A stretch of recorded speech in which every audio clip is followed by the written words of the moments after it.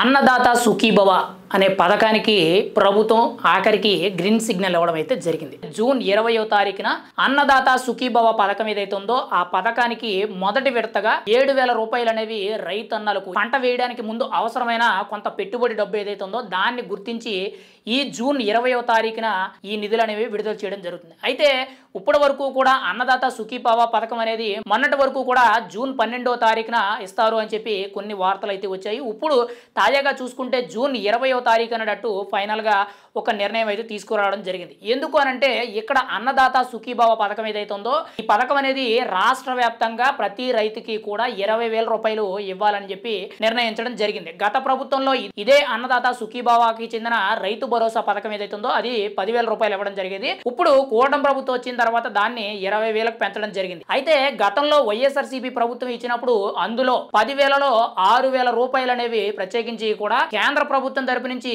PM Kisan Yojana అనే పథకం ఏదైతే ఉందో ఇది దేశవ్యాప్తంగా ఉన్న అందరి రైతులకి కూడా వర్తింపు చేయడం జరుగుద్ది. ఇది 6,000 ఏదైతే ఉందో ఇది 3 విడతలుగా 2,000 చొప్పున ప్రతి 4 నెలలకు ఒకసారి 2,000 చొప్పున 6,000 రూపాయలు అనేవి పిఎం కిసాన్ నిధులు అనేవి కేంద్ర ప్రభుత్వం నుంచి విడుదలవుతాయి.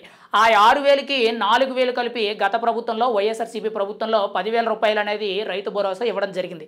అయితే కూటమి ప్రభుత్వం దాన్ని 20,000 చేసి ఇప్పుడు ఈ నెల 20వ తారీఖున విడతల వారీగా మొదటి విడతలో 7,000 అండ్ రెండో విడతలో ఇంకొక 7,000 అండ్ మూడో విడతలో 6,000 చొప్పున 3 విడతల వారీగా ఈ ఏడాదికైతే అన్నదాత సుఖీభవ నిధులు ఏవైతున్నాయో అవి విడతల వారీగా విడుదల చేయడం జరుగుతుంది. అయితే ఇక్కడ రాష్ట్ర ప్రభుత్వం తరపు నుంచి నిధులు అయితే ఇవ్వడానికి రెడీగా ఉన్నారు. కానీ పిఎం కిసాన్ యోజనకు సంబంధించిన విడతల వారీగా రావాల్సిన నిధులు ఏవైతున్నాయో 6,000 రూపాయల్లో మొదటి 2,000 ఏవైతున్నాయో అవి రావడానికి కేంద్ర ప్రభుత్వం కొంత టైం పెట్టే ఛాన్స్ అయితే ఉంది. ప్రజెంట్ ఆ టైం గ్యాప్ రావడం వల్లే కొంతవరకు కూడా లేట్ అయిందనేటట్టు కొంత సమాచారం అయితే తెలుస్తుంది. అయితే ఫైనల్ గా చూసుకుంటే కేంద్ర ప్రభుత్వం నుంచి ఈ పిఎం కిసాన్ నిధులు ఏవైతున్నాయో అవి ఈ నెల 20వ తారీఖున రాష్ట్ర ప్రభుత్వానికి చేరుకుంటాయి. ఆ రోజే రాష్ట్ర ప్రభుత్వం తరపు నుంచి ఇంకొక 5,000 రూపాయలు కలిపి ఆ 2,000తో సహా మొత్తం 7,000 రూపాయలు అనేవి రాష్ట్ర వ్యాప్తంగా ఉన్న 45,71,000 మంది రైతులు ఎవరైతే ఉన్నారో ఈ అన్నదాత సుఖీభవ పథకానికి అర్హులైన వ్యక్తులు ఎవరైతే ఉన్నారో వాళ్ళ ఖాతాల్లోకి